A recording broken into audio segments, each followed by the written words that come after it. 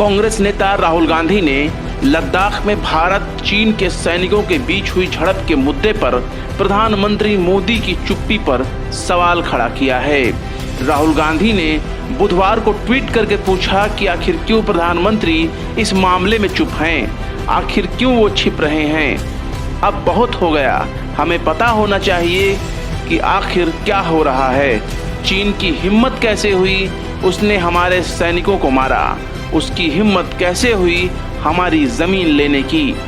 2 दिन पहले हिंदुस्तान के 20 सैनिक शहीद हुए, उनको उनके परिवारों से छीना गया। चाइना ने हिंदुस्तान की जमीन छीनी है, हमारी जमीन हड़पी है। प्रधानमंत्री जी, आप चुप क्यों हैं?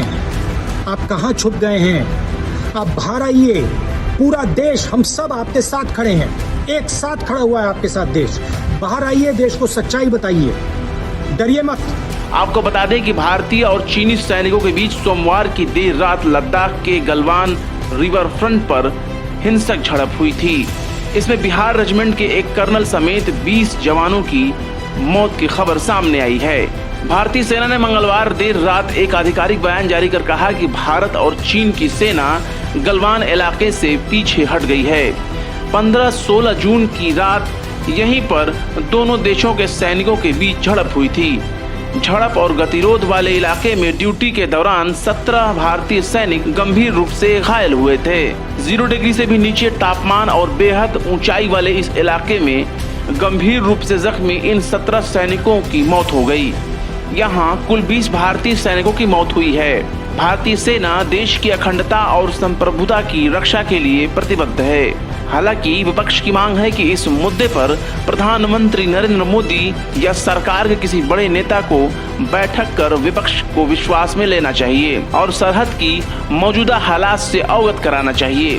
कांग्रेस के सीनियर लीडर आनंद शर्मा ने ट्वीट कर कहा कि यह गंभीर राष्ट्रीय चिंता का विषय है, क्योंकि इसका राष्ट्रीय सुरक्षा पर गंभीर प्रभाव पड़ता है। सरकार को तत्काल देश को विश्वास में लेना चाहिए।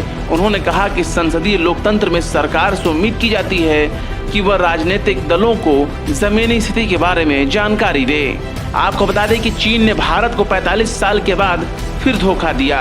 सोमवार रात लद्दाख में बातचीत करने गए भारतीय जवानों पर चीन की सेना ने पत्थरों, लाठियों और धारदार चीजों से हमला कर दिया।